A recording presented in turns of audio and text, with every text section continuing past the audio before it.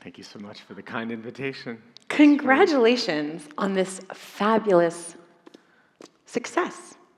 I'm honestly so thrilled and humbled and grateful to you and everyone else who was on the jury for the prize, everyone behind the Zócalo Public Square, and really everyone here today. It's honestly just such a humbling and really singular experience. Well, it's fun when people have actually earned their flowers. So I would love to get right into the book, but I realized I didn't say this to you in our prep. Just to make sure we all start at the same level, what's an anthropologist? That's a good question, and it's definitely one of the things that comes up at, sort of cocktail parties and other occasions. Like, what do you do? What is that? And I think that when we hear a word like that, we might often think of bones and expeditions, digs in different parts of the world, and certainly archaeology is one kind of anthropology, and it's something that a lot of people do, and it helps us understand the larger span of human history. I'm a social and cultural anthropologist, which means that I try to make sense of how people live, the values, ideas, and imagination that they bring to their collective lives in different parts of the world. What we do for research is called ethnography, which is really a kind of more dignified way of saying we hang out with people, right?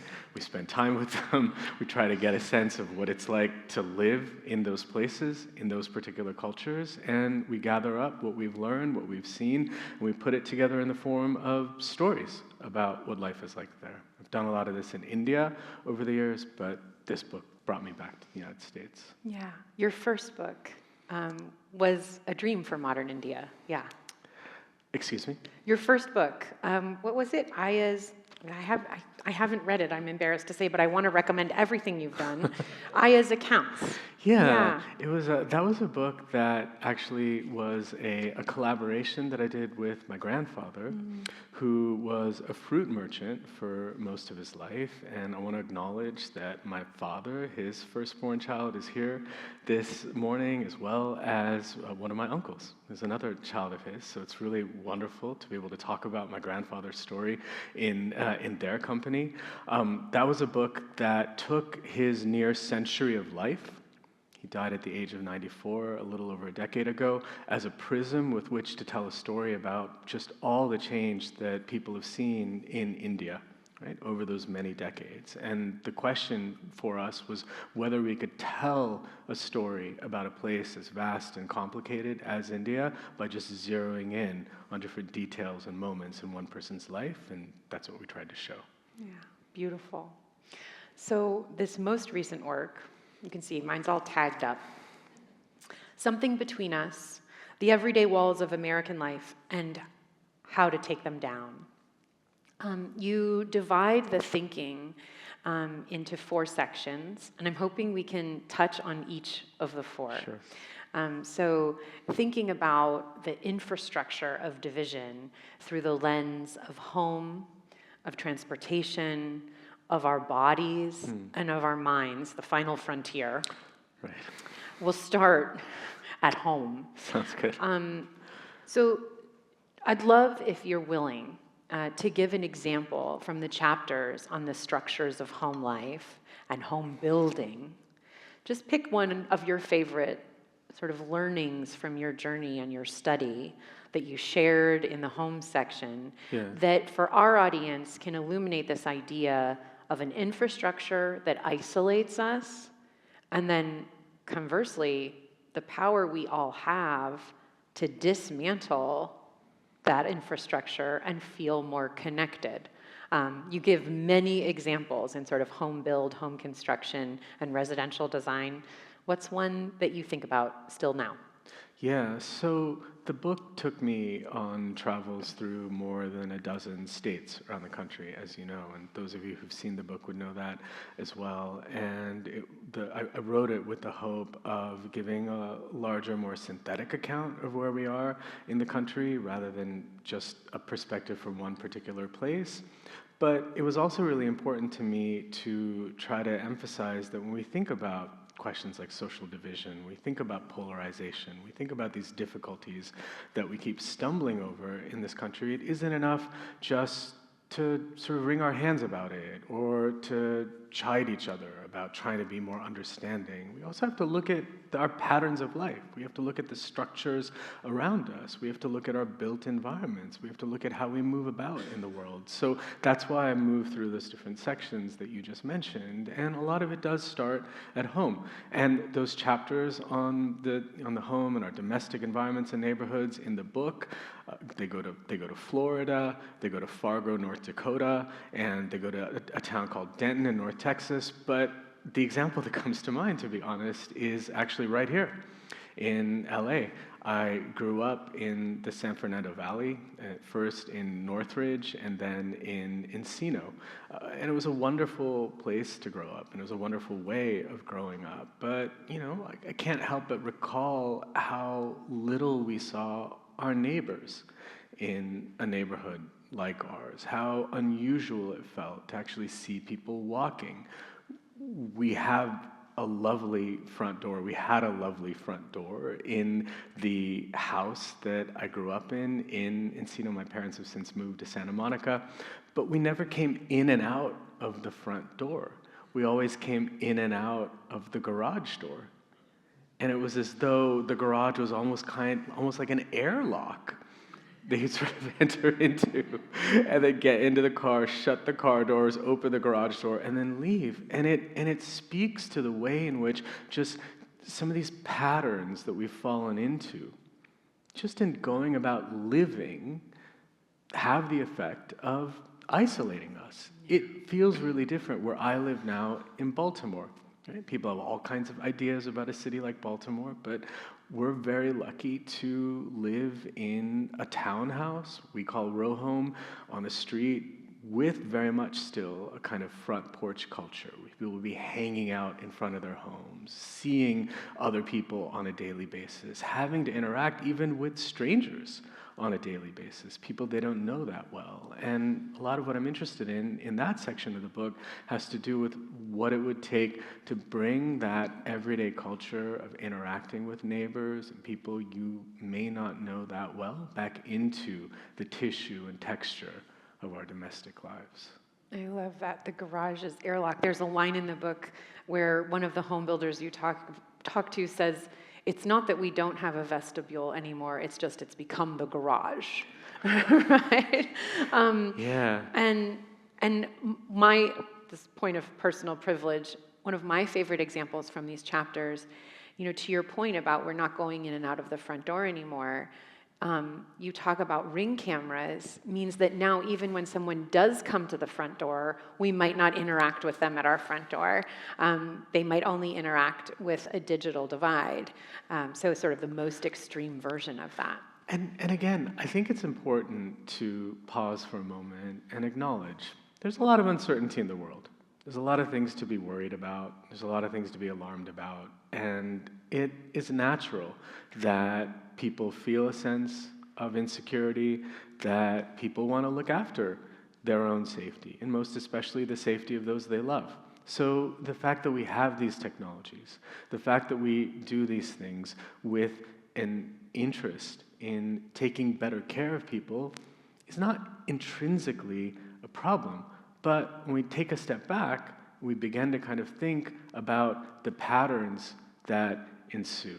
And what if everyone starts doing this? What if no one's coming to the door except when they know that the person who is on the other side of that door is someone that they already know? Mm-hmm. What is that going to do over time to the very basic question of whether or not we're comfortable sharing our spaces and even sharing a world with people who are different from us? Yeah. Well, and I will say, sort of one of my conclusions from the net of all 4 sections is that empathy requires exposure, right? You don't come to it in a vacuum. And sometimes it's uncomfortable to get to a place of empathy. But so all of the things that feel so convenient are indeed robbing us of our full humanity. like so many other things, it's a practice. Yeah. Right? Really And practices are built on familiarity, on habit, and one of the basic contentions I make in the book is that if we want to really nurture a vibrant social life that takes seriously the possibility that we can enter into relationship with people who are different from us, and maybe eventually even imagine the world from their standpoint, right? And feel for their circumstances, which is what empathy as an idea invites us to do. We have to be in that habit of interacting in a more open and welcoming and inclusive manner to begin with. So let's talk about section 2, transportation. Yeah.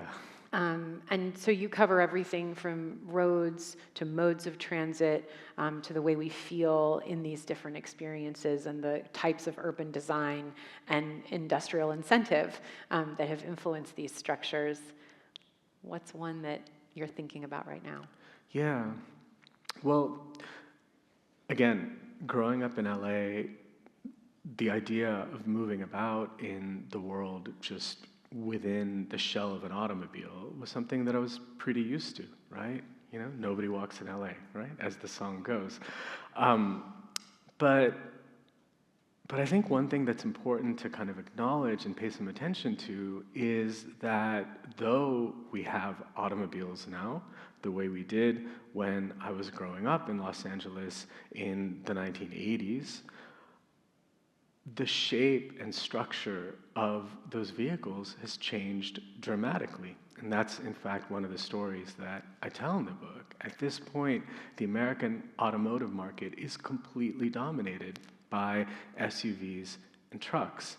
And to the point that I believe they comprise about 80% of the market at this point. And again, I think that a lot of what those vehicles depend on for their popularity and their appeal is the idea that when you're inside one, you're safer, right? You have a kind of protective shell around you. But as many, many studies have shown in recent years, that level of protection for those on the inside has consequences for those on the outside, those who are walking, those who are biking, even children who are playing on sidewalks and driveways are honestly that much more vulnerable when drivers and their passengers are encased in increasingly massive vehicles. My parents live in Santa Monica. We were driving up here this morning along Sunset at one point, and we passed a nursery school that my daughter attended for a few months when we lived in LA, as I talk about in the book, in 2017. And we drove right by the nursery school again this morning, and I was reminded of a story and an experience I narrate in the book of walking our daughter to school, because we lived just down the road. My wife was a fellow that year at the Getty, and so we lived just down the road, and we were walking to Sunshine, which is this particular nursery school that I'm talking about, and the experience of walking a small child to there was so different from just sort of observing the way in which all these tiny children would come tumbling out of these massive vehicles that completely dwarfed them to the point where many of them needed to kind of step onto something else to step down from those vehicles. And again, you can't contest the parents' desire to take care of their own. All of us take that seriously. As we were talking about earlier this morning, you're a mother yourself. We know these things as parents. But again, we think at a larger scale about what's happening here and in so many of our other domains of American life where we're paying so much attention to those on the inside, but thereby also making life that much harder for those on the outside. We do have to maybe stop and ask ourselves, well, what can we do to take better care of those on the outside? Yeah. I want to come back to that point in a moment, but I also wanted to share an anecdote in these chapters that I have been thinking about all week. A friend of yours upgraded from a small minivan to a much larger 3-row SUV, and you were riding with her family on their sort of daily routine. And she described how wonderful it is that now her kids aren't fighting with each other in the back because they each have their own space. Yeah. And I have to tell you this very relatable story. Like how nice it is not to fight. Yeah.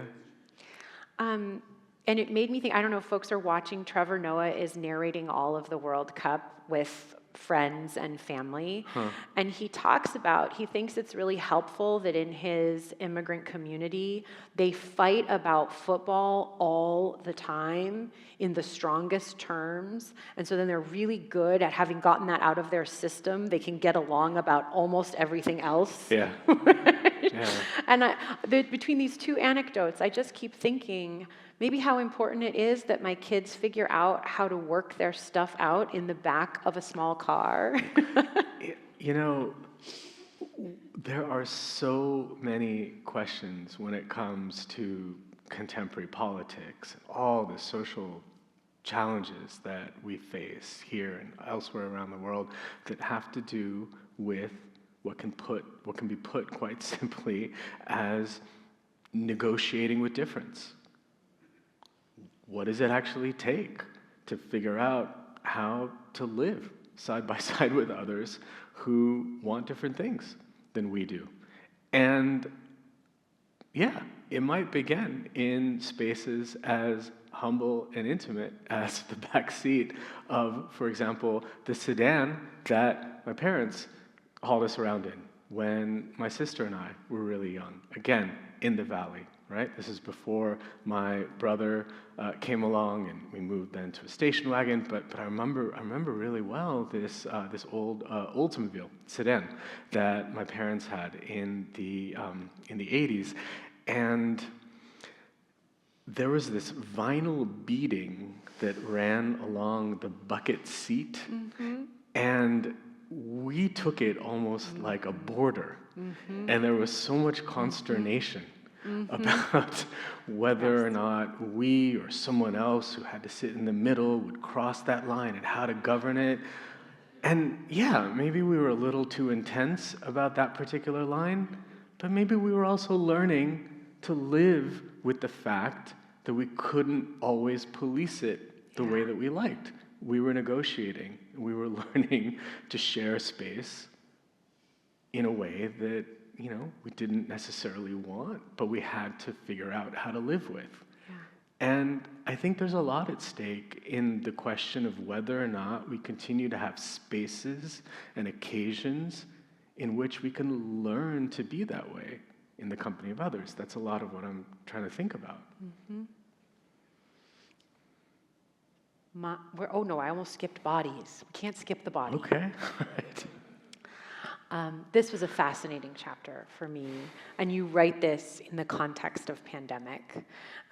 So let's talk about what are the structures or infrastructures, often described as the structures of safety and security, about our bodies, ourselves, that are keeping us from one another.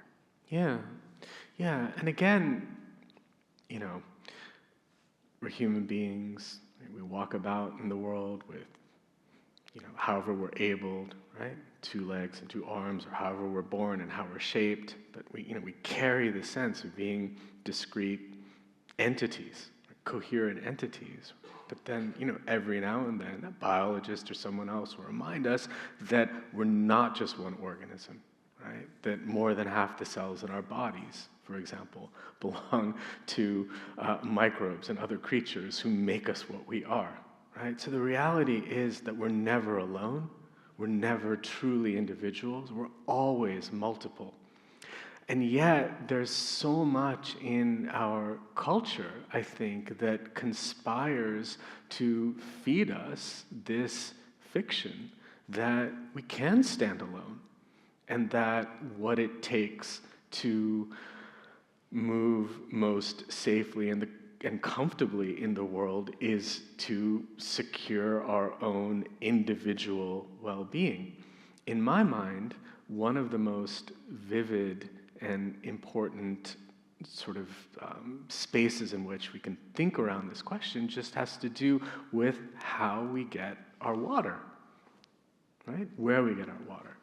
And as you know, again, from having read the book, and folks who have in the audience would know that this is actually one thing I'm thinking about. One of the things I do in the book is I'm traveling around, talking to people, many times people who don't have the same ideas I do, people who disagree pretty deeply with the kind of convictions I have, working things out, figuring things out, and it takes me in all kinds of different directions. But at one point, the research journey takes me to a bottled water convention in Texas, where I am interacting with representatives of the bottled water industry, which, as someone who thinks of themselves as an environmentalist and has for a very long time, is something that I'm a bit concerned about. At this point in the United States, Americans go through over 80 billion individual plastic bottles of water each year,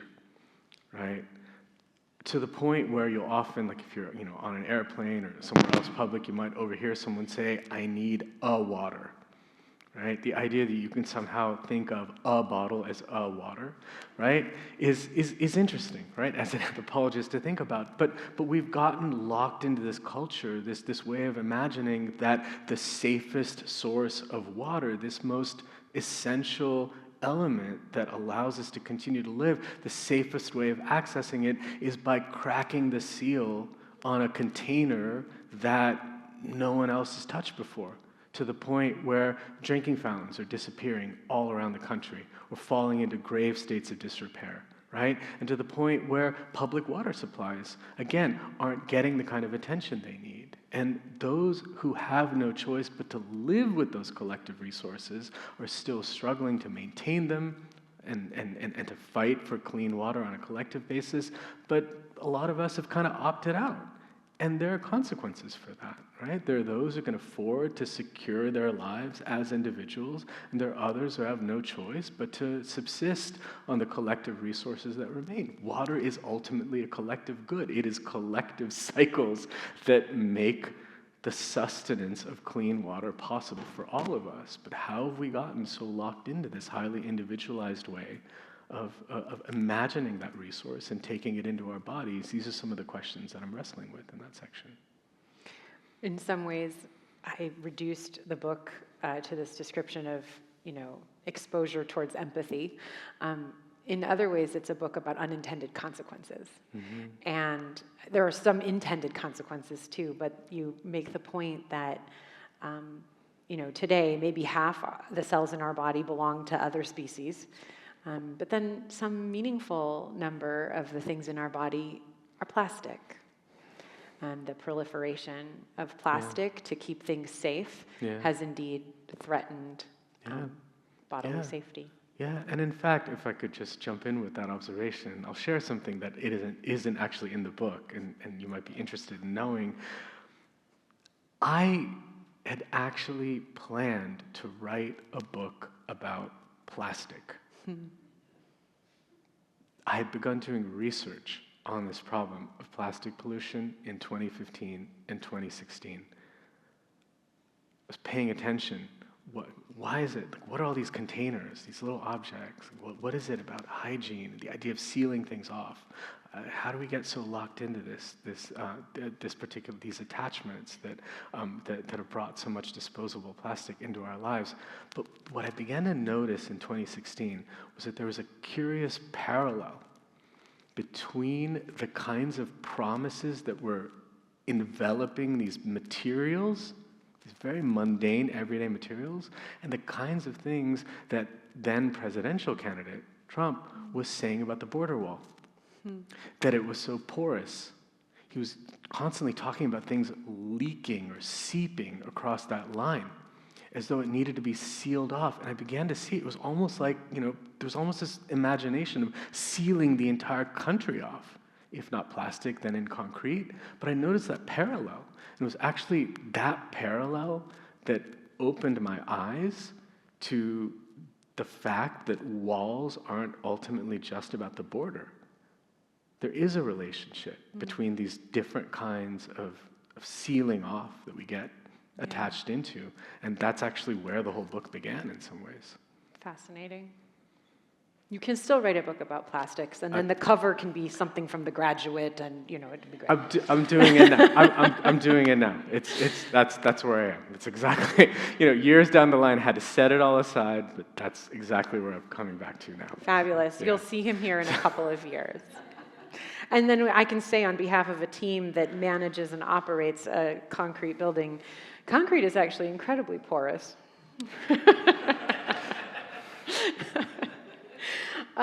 Okay, so now we've come to, I think, the last and hardest chapters. And this is the security or the isolation of the mind. And, I think for me, this is, it comes last for good reason. Yeah. And I think, I would offer that fixing some of the infrastructures you describe in the first 3 sections feels within reach in ways that some of the fixes we might need in this 4th section feel really hard.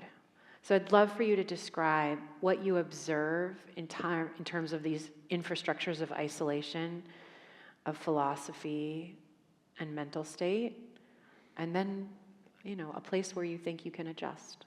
Yeah, thank you. So, again, in terms of this structure that Jessie has so helpfully laid out for everyone in the conversation, I'm thinking about the walls of our homes, walls on the road, the walls of our body, and ultimately, in this section, what I call the walls of the mind. The ways in which all these other more everyday walls and divides in some ways anticipate and magnify the kinds of walls that we're thinking about on a national basis. Like, that's the larger architecture of the book. And indeed, this is hard, right? We talk a lot these days about bubbles and silos and the way in which those of us who believe certain things wind up almost in completely different realities than others who take in other kinds of information, right? And and again, like, I live in a walkable neighborhood in Baltimore, and I spend a lot of time outside. But when you pass by people who have got headphones on, and you may be sharing the same space, you may be sharing the same sidewalks or the same trails, but if you've both got your headphones on, it's like you're in a different world, right? You're in the same world, but you're not in the same world, because there's some other story going on in your head that the other person doesn't have access to. This is really hard, and it's become so difficult, right, with regard to how we get our news, what stories we take in, what we think of as important. And we have to figure out what to do about that. I know you're not suggesting that I put my phone on speakerphone so that everyone can hear what I am hearing.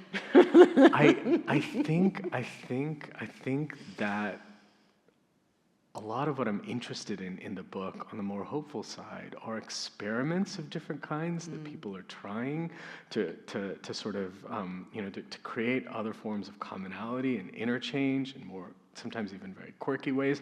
I didn't go there though, in the book, but I am interested in once again in media and information spaces that sustain a broader sense of commonality and collective belonging. It was such a privilege to meet KCRW leadership this morning, for example, right here at the Skirball. That's a public radio station that I've listened to for decades. We need to protect public media. We need to think about how to sustain that philosophy of creating true information commons. We think in the physical sphere about parks and sidewalks and other physical spaces in which we can share company and proximity with others. What does it actually mean to seek for that and sustain that in the digital sphere? What could that look like? I think that there are questions of this kind.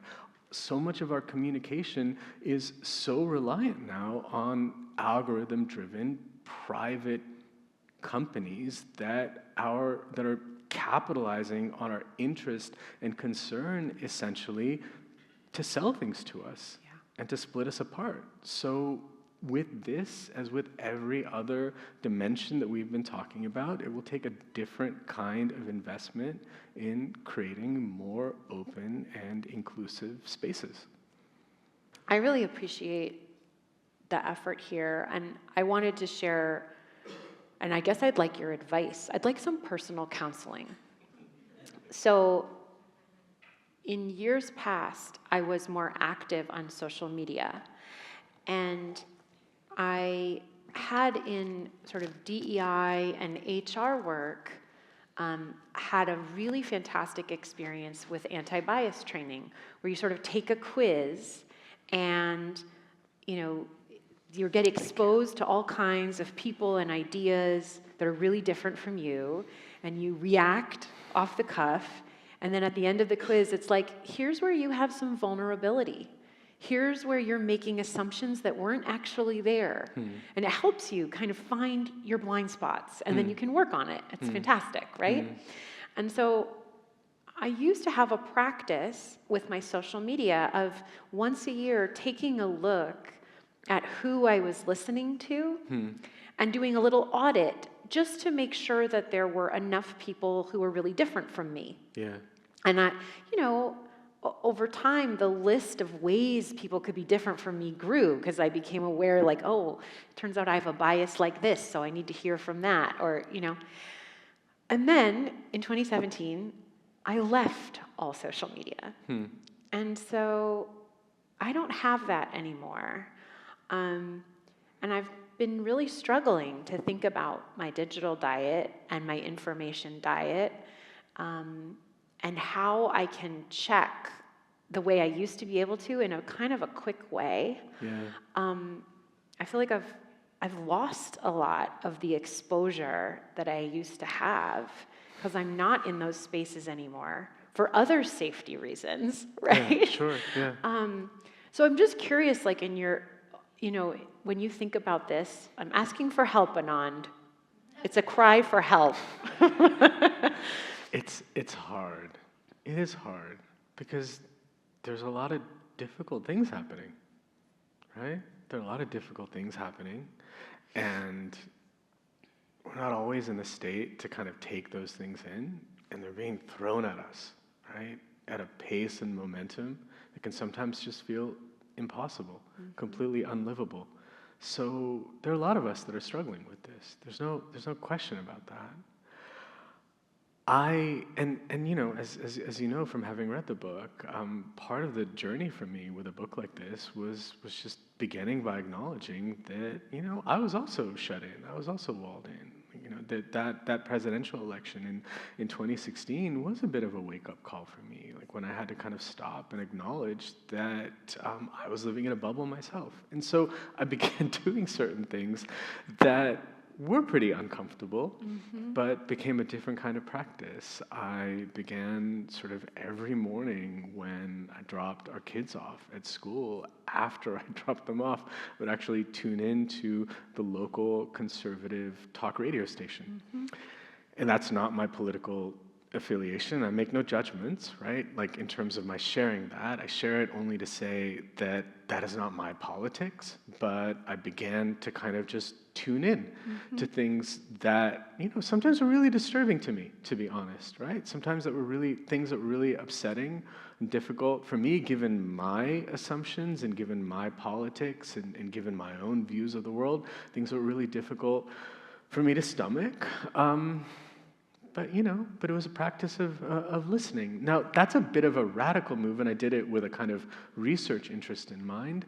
But I think that these are things that we can practice in all kinds of ways. I mean, one thing that I've started doing right now, my next book project is on the zero waste movement, and it grows out of this, this sort of concern with plastic, and it's based on stories that I'm gathering in 4 countries around the world, one of which is the United States, but the others of which are India, Ghana, and Spain. And I've actually made it a practice now to each day of the week, I try to sort of take in news from that other country. Yeah. Right? So on Tuesdays, I read from Indian newspaper. On Wednesdays, it's Ghana. On Thursdays, it's Spain. And I don't do it every week, and there's a side of me that really wants the comfort and familiarity of the papers that I go to, which I guess I can admit are the living on the East Coast, the Times and the Guardian. Those are the ones that I'm most partial to, but I'm trying to push myself in that way. And I don't know, maybe we can do that a bit. Find some place that is livable in terms of the pushing. I hadn't even thought of reading other countries' news. I think that's fantastic. Thank you. So you've taken us through these 4 sections of the book. I want to explore 2 lenses that feel particularly relevant at the Skirball on this frame. Yeah. The first is a Jewish lens. Yeah. And I want to say, for me, in my Jewish family and in my Jewish values, the thing that was emphasized to me over and over again was a culture of accountability, of taking responsibility. Literally, there's a whole set of holidays once a year where you really have to do some deep thinking about what did you do and how are you making it better. And I thought about that so many times reading this book when I read examples of someone trying to protect themselves and by unintended consequence, radically endangering others, whether it's plastic or the size of the SUV. I think I also can admit to reading the New York Times. There was a front page article that the number of pedestrian deaths caused by automobiles has risen 75% in 5 years. And it's a total trend reversal from the previous 3 decades, and it's because of the size of the car. So I was curious because for me, I get like a little spark of righteous self-affirmation when I take responsibility, because it's like, oh, and I'm going to be really Jewish today, and I am going to take responsibility for the thing that I got wrong, and I'm going to engage in restorative action. Like, I'm going to go try to be a healer today. And I get like a positive encouragement from my culture when I do that. And I would love any insight you have about other sources of positive affirmation for building cultures of accountability and mutual aid and sort of communal responsibility. Yeah, I think that's such an important question. And first of all, I want to just begin by acknowledging that growing up in LA, going to Harvard high school, junior high and high, it was Harvard then, Harvard Westlake now. I was really privileged to grow up with a lot of Jewish kids, some of whom are in the audience. I want to acknowledge them. And I also want to acknowledge that the parents of one of my closest friends was also Jewish, also in the audience today. So these are things that are really, like the things that you're saying are meaningful to me, and they were part of my upbringing as well. I think the very first time that my parents took me to get a jacket was for the first bar mitzvah that I attended.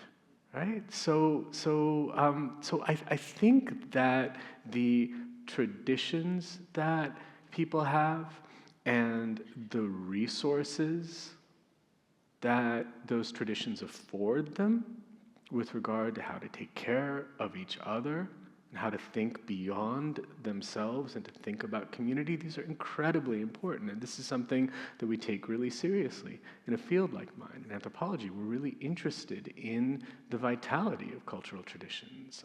I think the idea of tikkun, for example, right, of repair, is something that's really important to me philosophically in my current research, right, on zero waste and the importance of living with things that can be repaired rather than just thrown away. Right? We have these ideas. So the question is how to hang on to those traditions, how to ensure that they continue to be animating. We were talking about my grandfather earlier. He was a character, right? As you know, if you took a look at that book, he was interesting in all kinds of ways. He grew up very poor, and so it was really important for him to not take anything of potential value lightly. We'd be walking down this lane that he lived on in Madurai, this town in South India where my father also grew up. He would see a bent nail and pick it up and bring it home to try to straighten out. I'm not making this up, you know? So there are all kinds of practices, habits that I think remain with us. The thing that I argue in the book, which I think it's also important to acknowledge, is that there are communities, and historically I would say the Jewish diasporic community is one of those. There are communities that have had to take collective well-being much more seriously on account of experiences of marginalization. Right? I write a lot in the book about cultures of mutual aid and collective caretaking among African American communities in the United States, for example, that essentially have so much to do with centuries of radical deprivation, dispossession, exploitation, right? So the fact that we have these histories and legacies and cultural resources to draw on, it isn't always a pretty picture in terms of why people have the capacities they do, right? Often we're talking about poverty, deprivation, exploitation, right? But still, we've learned to do things. And I think it's important to be able to hang on to those lessons and carry them forward. That's a Jewish lens for me. You have been good to mention all the ways LA shaped you and this thinking. And I want to further that. Yeah. The LA lens on every single one of these areas, I think, is potentially the most extreme. You know, where is the subdivision more celebrated or perfected? Where is the gated community more celebrated or perfected? Where is the highway or the SUV more celebrated or perfected? Where are we thinking about the sort of perfect sanctification and ultimately sanitization of the body, more, on and on and on. Los Angeles is a highly segregated society. Yeah. Just on racial segregation, it's the 6th most segregated city in America. And it is also one of the densest places you can live. And I think those two things stand in contrast to one another. So there's both a real problem in our segregation and our isolation from one another, and then a real opportunity for integration given how close we really all are. So I just wonder, maybe the book on plastics doesn't need to be written in LA, but some of these infrastructures were invented in LA or perfected in LA. Sure. And we are here in LA hearing you and thinking about small changes we might make in our own lives.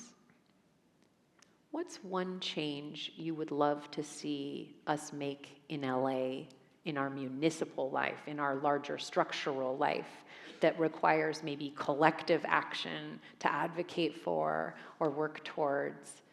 What would be your favorite thing to see LA approach differently right now? Yeah, that's a great question. And I don't know if I have the right to pontificate on it very much, given that I haven't really lived here in a couple decades now.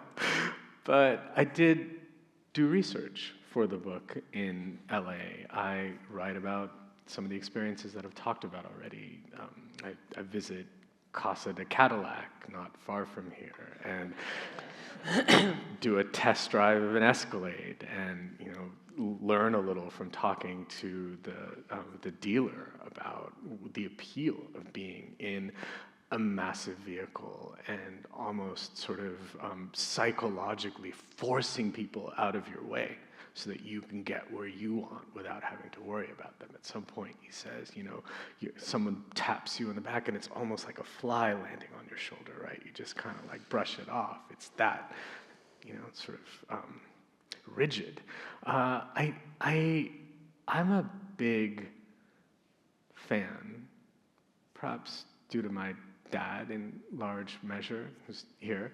I'm a big fan of being outside and of walking in particular. It's one of the most important things for me in terms of just keeping me sane on a daily basis. And I think that I think it's really I would love to see a more walkable LA. I'd love to see what might make it possible for people to get to where they need to go or want to go as much as possible on foot. Now, that doesn't mean that you have to take the full 15 miles or 20 miles. It's not like running a marathon every day to get to where you want, because it is a sprawling city. But what would it take to create the right kind of interface between different forms of transportation possibility such that you could get from one point to another in a vehicle, but then complete the last bit of that journey on foot?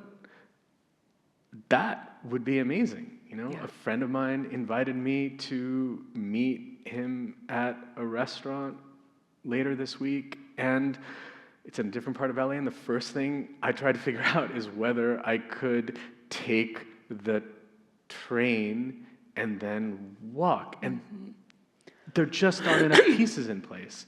But I could imagine a different kind of transportation future in which we had some combination of modes of public transit that allowed people to complete the last bit of that distance or the first bit of that distance or whatever they wanted on foot, which would put us out in the world in a different way. We have autonomous vehicles that are promising us, and there's so many of them in Santa Monica where my parents live now, that are promising us a different kind of future, right? Get in the bubble, don't pay any attention to what's outside because no one has to drive, right? You get in one kind of bubble yourself off further with your, whatever you've got in your hand, and then suddenly you're there. Yeah. I think there's so much at stake in whether we're actually seeing where we are. Yeah. Well, Anand is officially endorsing the plan for mass transit in the Sepulveda Pass. I haven't even read it, but it sounds like the right thing. I don't know. But don't quote me on it yet until I get to read it. Chatham House rules.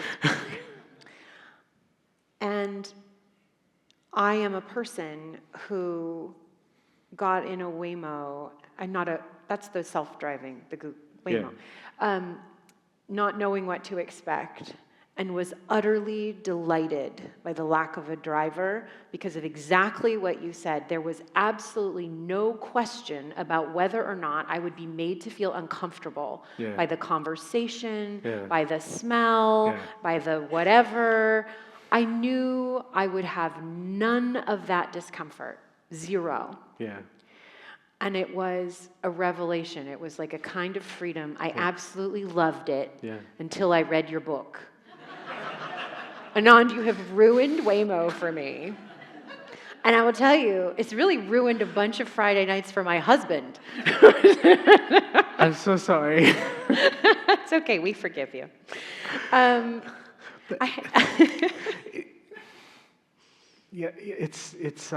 Look, there are no solutions that are good for everyone. The truth is we're embodied differently in the world. We have different needs. Technologies like Waymo are wonderful for those who have mobility questions, right? the question of how comfortable you are with a driver you don't know is an absolutely essential question that many people in our society, women, younger folks, all kinds of people have to ask. There's nothing wrong with questions like that, and we absolutely need ways of dealing with different forms of discomfort that converge on really difficult and unfortunate situations. The question is, how do we meet those needs on the one hand without forcing us all into an ever more siloed existence on the other? That's the conundrum. Yeah. Last question. Inspired by the title of the series, and now not talking at a societal level, but at an individual level. For you, Anand, when you face your most challenging circumstance, when you feel at a loss for what to do next, because this is about doing, what do you do first to make it better? Yeah. As I mentioned earlier, I think that my first inclination, to be honest, would just be to take a walk. That's what I do. That's what I do. I find that it clears my mind.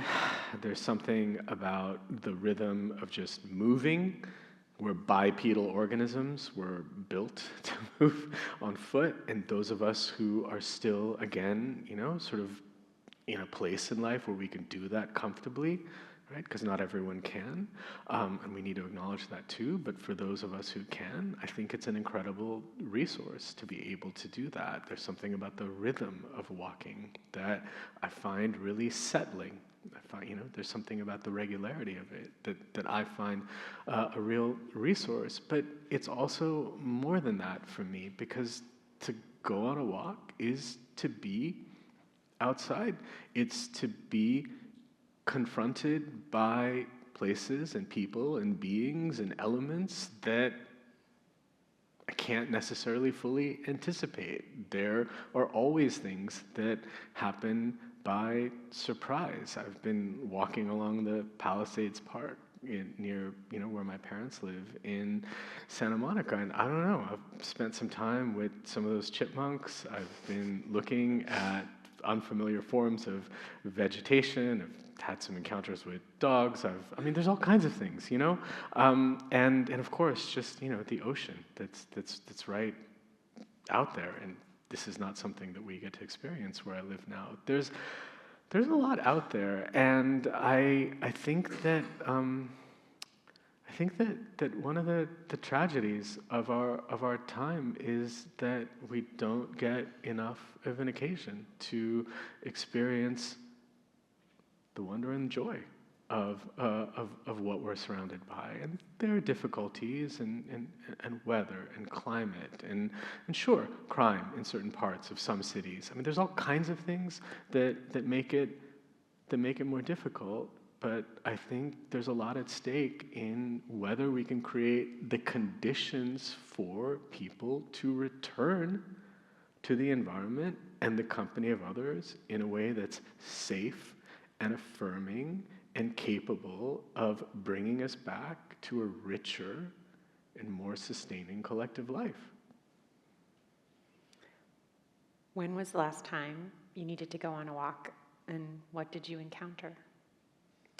Well, that was yesterday, because I had, just thinking about today, thinking about this morning, this evening, I definitely have a lot on my mind. And what did I encounter? I encountered sun.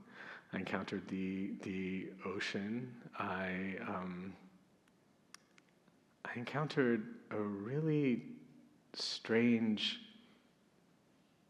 seed pod that was growing from one of these trees on on the park, and I picked it up. I was looking at it. I figured out what tree it belonged to, and more than anything else, I was just taken with the structure of it, the regularity of it. It actually gave me just this sense of wonder, truly, about all of the forms that are around us. I mean, life has evolved for billions of years at this point on this planet into all kinds of patterns and possibilities that we don't really spend enough time with, maybe. And to have reminders of that, of the genius that is around us, natural intelligence, if you will, as opposed to the artificial intelligence we're so obsessed with now, it's a humbling experience, I think, but it's also a necessary experience, because I think we're surrounded all the time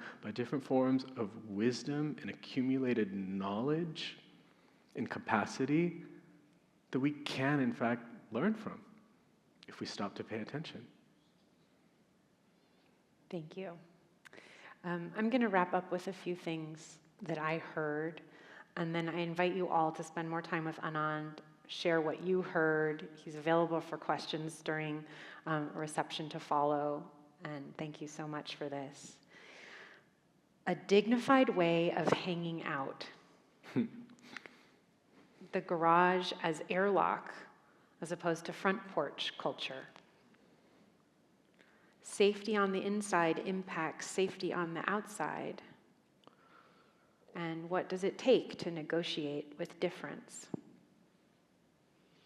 We are always multiple. Traditions of repair are our resource. A bent nail. To be confronted by elements I can't anticipate. To find the wonder and joy of what surrounds us. Anand, I think you have the wonder of a curious mind. I feel so lucky that we got to share with you. Thank you all so much. Thank you so much. It was really lovely talking with you. My pleasure.